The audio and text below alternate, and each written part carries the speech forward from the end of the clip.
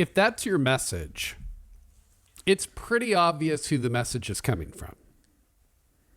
Do you really need a mask? Yeah, that's a good point. Like, we know. That's a good point. Yeah, we know.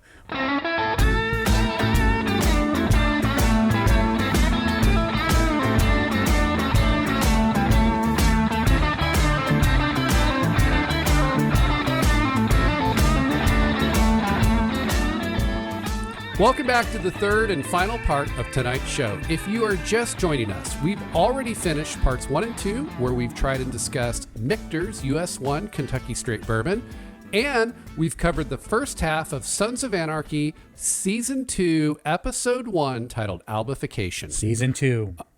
We're back. We're there. We're Season 2.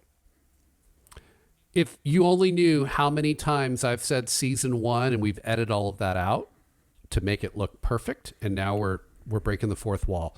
It is Season 2. It is Episode 1. It is titled Albification. Quick reminder, do remember to like and subscribe. Do leave us your questions and your comments in the comment section below. And if you don't want to do that, you can email your questions to us at ask@bourbonbros, that's BROS.TV. And as we always say, if your question doesn't suck, we may answer it on a future show. All right, Ken, let's get into the back half of the episode. I think we kind of teed this up in the last point that you covered, which is Opie's return to the clubhouse. They had church, and Clay has brought Opie in and brought him up to speed and let him know, although it's not true, but Clay has positioned the Mayans as the ones that have killed Donna. Right. And so this is the scene I want to talk about, is where they go and basically kidnap the Mayan, and Opie is now going to execute this Mayan as retaliation, revenge, whatever you want to call it. Right. This is what he needs for closure over what happened. Right.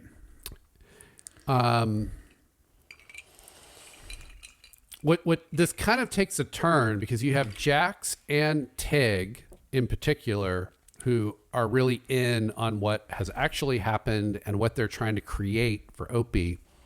And they're surprised to find that Opie wants to hear him say he did it.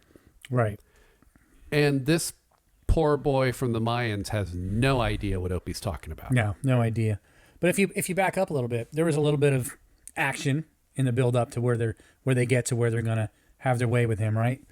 Do you remember the scene where Jax jumps through the window, asks Opie to drive the truck, and he grabs that rod and throws it through the wheel of the Mayan? Yes. That was pretty cool. Pretty well done. Very creative. Yep. Yeah, there was a neat, you're right, neat little action scene set up there, and you've got Tig and Chibs following behind Jax and Opie, and yeah, they send this guy flying off of his motorcycle and then pick him up and throw him into the back of the van, take him to a deserted location, yank him out, and their goal is, all right, Opie, here's the guy, kill him, let's get the hell out of here. And Opie wants to monologue with the guy. Yeah. Tell me you did it. What? Tell me you killed my wife. I don't know what the hell you're talking about, huh? Tell me you pulled up behind her. They just want to move on and get him out of this mode he's in. And Jax is willing to give it to him just because he knows that's what Opie needs. Yes, but initially when Jax sees this all happening, you see him kind of shoot a look to Tig, like, this could go wrong, right? If this guy, like, if he and Opie talk too much, Opie's going to figure out this isn't the guy that actually killed Donna, and then we got a whole nother set of problems. So Jax kind of pulls him aside, like, what are you doing? Like, execute this guy and let's get the hell out of here. Yeah. And what I loved about that scene, and I thought Ryan Hurst, who plays Opie, just did a phenomenal job in acting this scene. You see the look on Opie's face and the way he reacts to what Jax has said. And he's like, Just do the guy. Let's get the hell out of here. You guys can go. I gotta do this my way. Listen to If me. it was Tara who had her head blown off, you'd be ripping off that guy's fingers, one by one. And what I was noticing too is while they were off having their discussion, this guy was begging for his life, and Tig is kind of holding him down. But the look in Tig's eyes, he's like, this isn't the way this is supposed to be going. Like, no, this they guy were can't hoping talk. for quick execution. Yeah, Everything's good. The cat's going to come out of the bag here. This guy can't talk. This can't go on. And he's kind of doing That's right. this, looking like, and what does he do? Tig puts a bullet through the side of the guy's mouth so he can't talk. Yeah, it was kind of gruesome to see that. And then claims that the guy, because Tig had cut him loose, claims the guy had gotten loose and tried to get away. And that was why he had to shoot him. But it was gruesome. I felt bad for the Mayan because he in this crime, he's totally innocent. At the same time, I went, that was pretty smart and quick thinking on Tig's part. Yeah. So yeah, it was just a fantastic scene, a tough scene. You feel for Opie, but we're left feeling that now Opie has closure.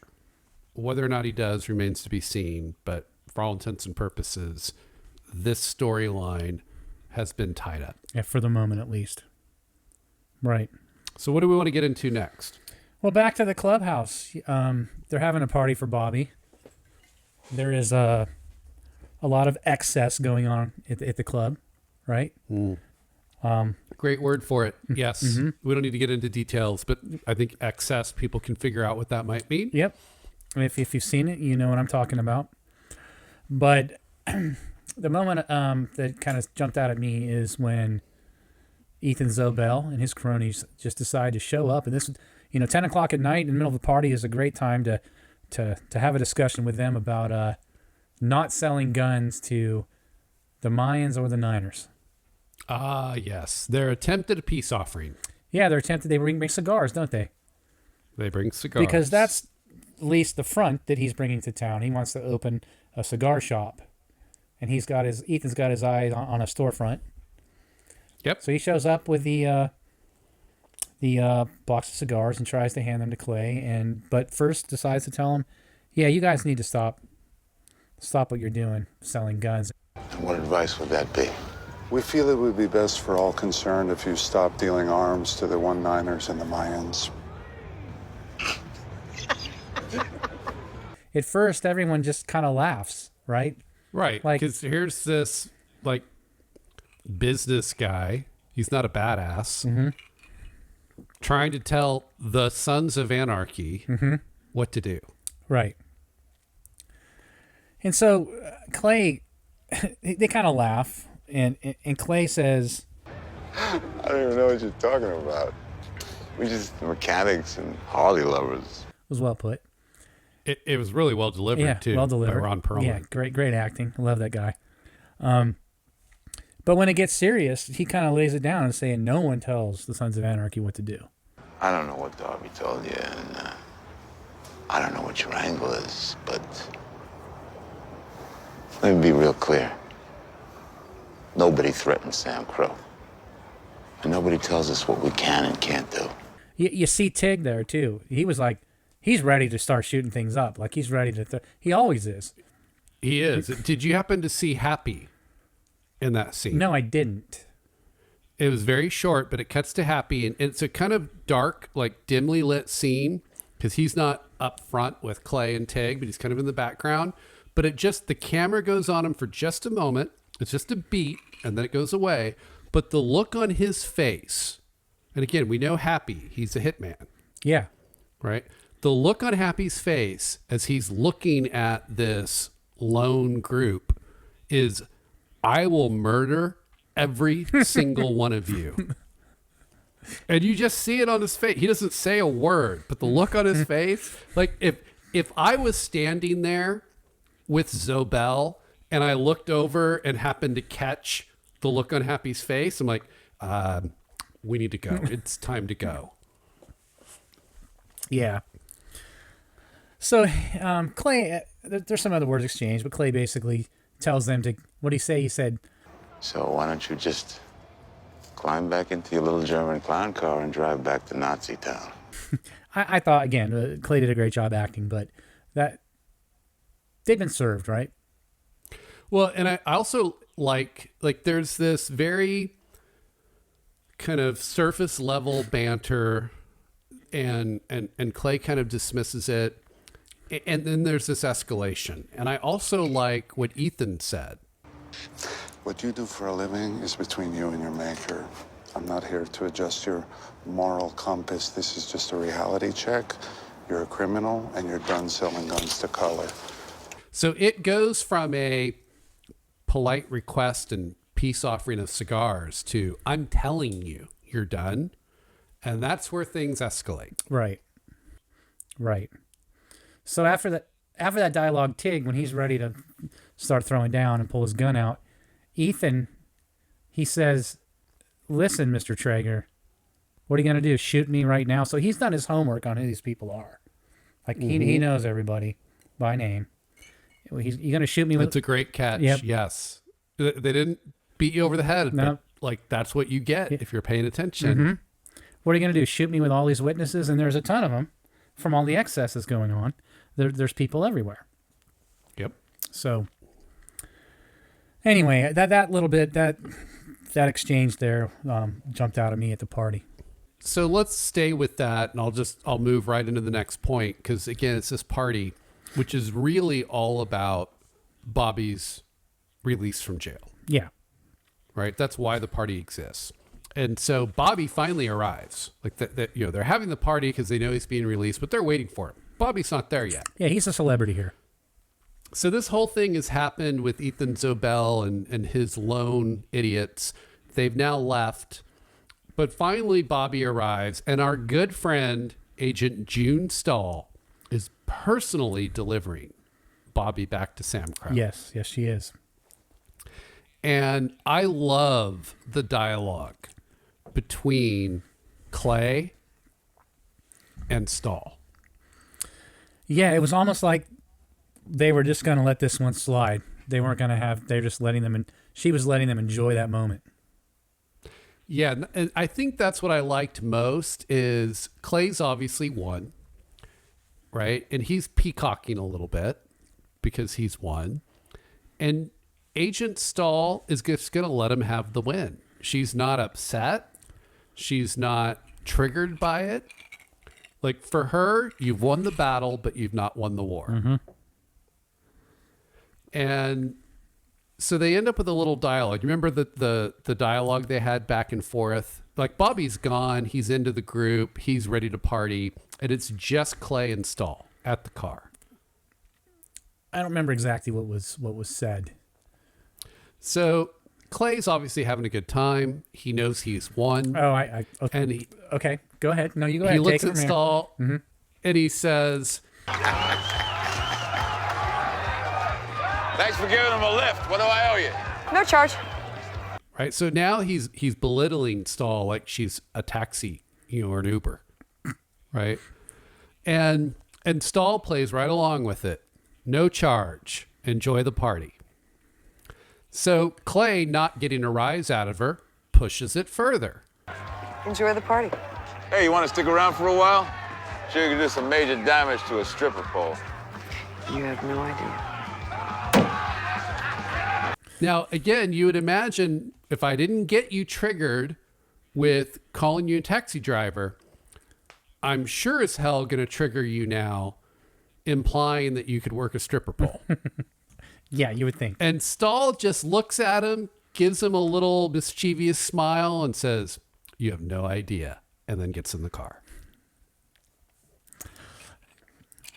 A great character. It's so good because she firmly believes. You can see both sides of it. Clay sitting there going, "You tried, you lost, I won. I'm going to rub your nose in it." And yet you've got June Stahl going, "You have no idea. You may have won the battle, but I will win the war. They both think they're winning. Yeah. But it's not over yet. There's much more to go. Not over yet. Mm-hmm. So much more to go. So anyway, what's your final point? I think we're running a little bit long here. Yeah, let's just go to the ending, right? What I think we'll often call fade to black, right? It's what leads to that final fade to black and the Sons of Anarchy logo that washes onto the screen. Fade right? to black. It's Well put. The climax of the episode. It was a tough scene to watch, Ken. Very. Let's break it down here. Yeah, go ahead. So we've got Tara, like all of this is happening as it kind of jumps from scene to scene. So as you said, Tara's taken Gemma's advice. She's talked to Jax. Jax has confided in Tara. You see OP finally going home to find his kid sleeping in his bed. Oh, that's a tough scene to see because you see OP's, again, pain facing life on his own, and it's different. He's wrestling with that past and present. And we know he's been avoiding his kids. He has been. Not because he doesn't want to see them, but because of his guilt. He doesn't know what to say, and it reminds him of Donna, right? And so it was a very vulnerable moment, and you felt all of that emotion in that scene. And then you have Gemma, who is lured by Polly to help what Gemma believes is a child in need. A choking baby, right? Choking baby. And she basically knocks Gemma out, and Lone, right, Ethan Zobel's group, takes Gemma, and you basically see Gemma kind of get knocked out, and then you next see her chained up against a chain link fence, right, her hands above her head. And this scene plays out where, although Gemma initially does not know, we know that it's AJ. Right. And other people in Lone. And they rape Gemma as kind of punishment for Sam Crow not agreeing to stop selling guns. Right. And they leave her with a message to give to Clay. Yeah. Right. So Lone is escalating things in a very big way and showing Sam Crow and Clay that they're serious and they mean business. Mm-hmm.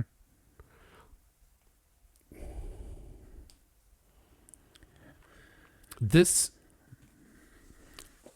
I don't even know how to describe, like, I put myself in their shoes where I'm trying to force someone to do something.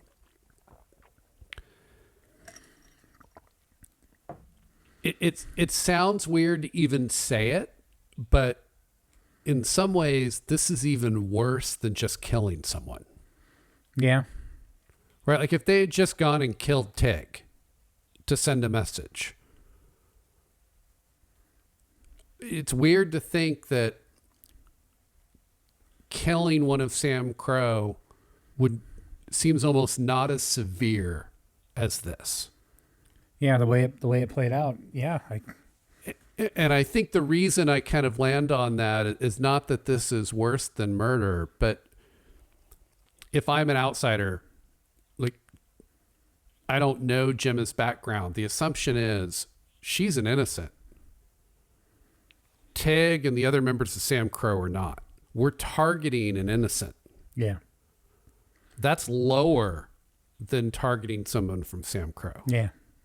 Like, there are no boundaries. I'd agree. Right. It reminds me of those ones where it's like, I don't just go after you. I go after you. I go after your family.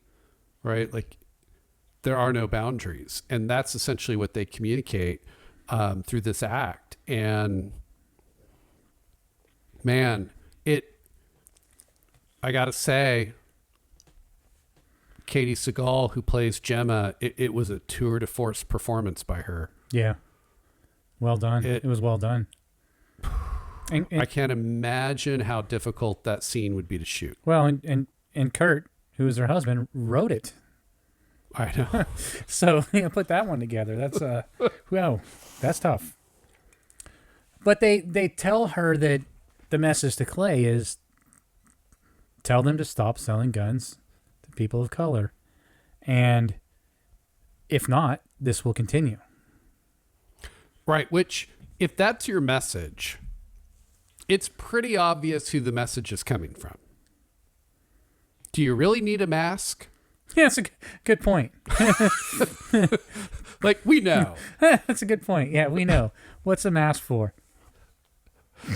I mean, I get that you can't actually, pick someone out in a lineup, but like, it's pretty obvious who's sending this message. Yeah, because they've already confronted them directly. It would be one thing if they didn't stop by the party. Right. So I found that funny. But yeah,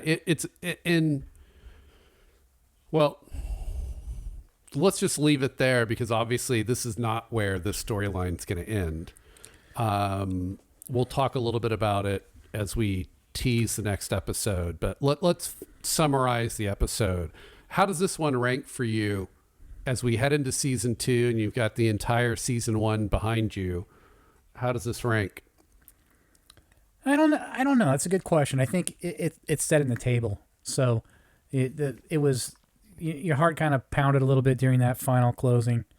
The last two were just so darn good that this one is just sits a little bit lower with me. I would say it's probably top 7 or 8. Yeah, I think I agree. It reminds me of the pilot, right? Where we talked about how the pilot was good, but a pilot's difficult because you've got to set the table for the entire series. There's a lot of things you got to get done. This season opener is similar, right? You feel this setting the table, right? And laying out the storylines for the season. There's a lot here for sure. And again, you get a little bit of everything. But I can't say that this kind of makes the top 10. Yeah. I'd agree. It's not one of the best, but we don't know what's coming. Well, we do, but we're going to step through it. Yep. And again, great episode. So many great moments, but it's tough when you keep one-upping yourself. And that frankly is what Kurt does throughout the series. So that brings us to next week's show, season 2, episode 2, titled Small Tears. Small Tears. Okay. So I don't know how much you remember about this episode, but I'm just going to say that this is largely going to be a continuation of episode 1 that will largely center around the aftermath of Gemma's rape. Okay.